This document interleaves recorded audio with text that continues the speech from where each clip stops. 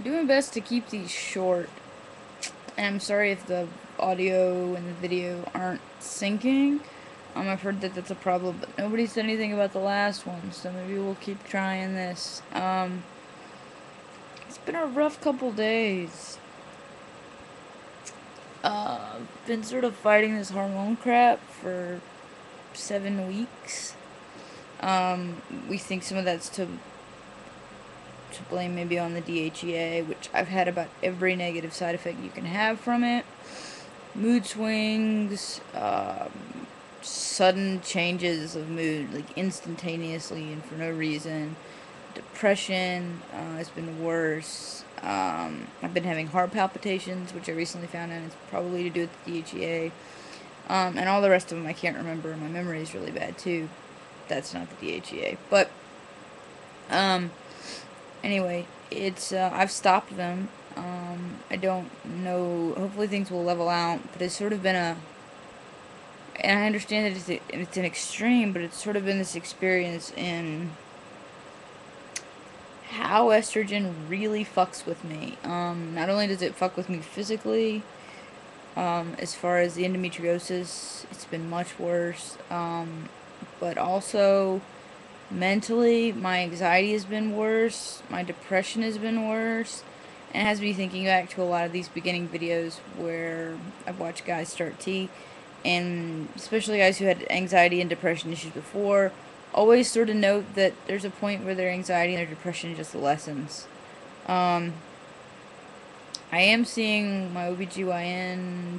I'm actually having her do my physical for surgery because I don't really trust any of the doctors around here.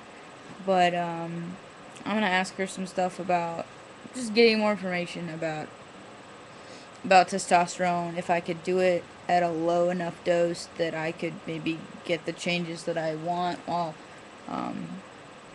staying far away from the ones that I don't want. And maybe I'm one of those people that the cream is a better option than the shots. Or even the patches. I'm not really sure. It's sort of a need to talk to her and get it figured out.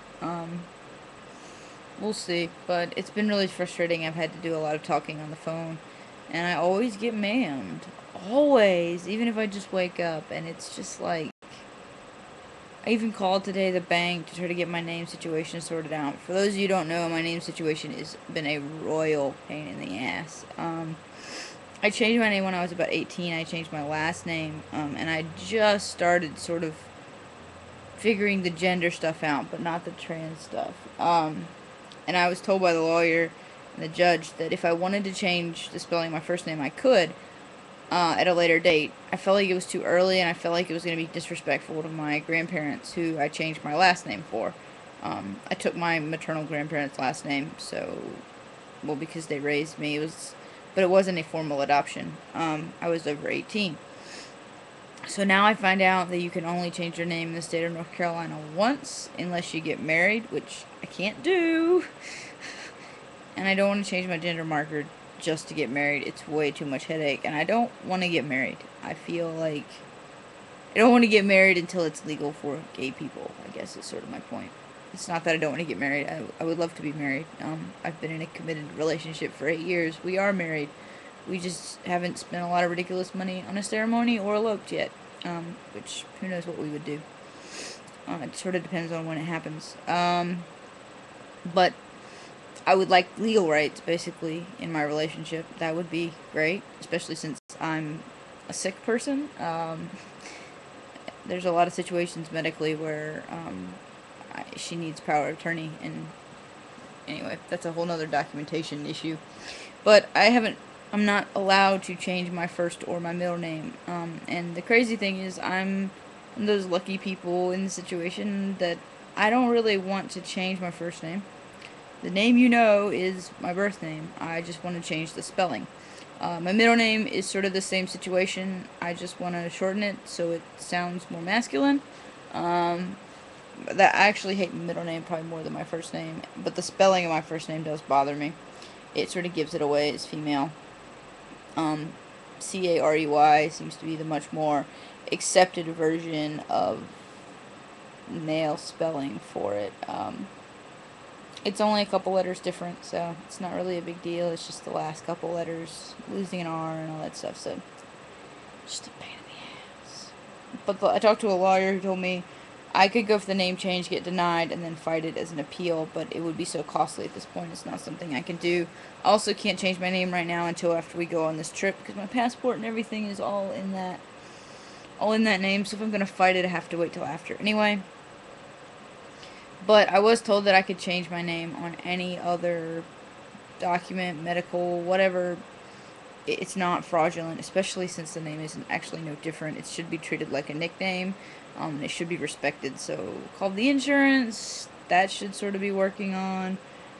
The bank won't change it, which makes me insane. So stupid, but whatever. Anyway, so it's just a lot of frustration and stressed and more anxious and like not being able. It's like so much emotion that I think on the outside I look so numb, and I feel sort of like numbed by the amount of emotion I'm feeling, and it's really frustrating. I feel like I can't breathe. It's just it's been rough. So trying to keep you guys posted and trying to keep up with all these vloggers who are vlogging like crazy. But it's fun to see you guys again. So anyway, take care. Atticus says hi. Should be that finger. I don't know. You kids have a good time. Take care and be well.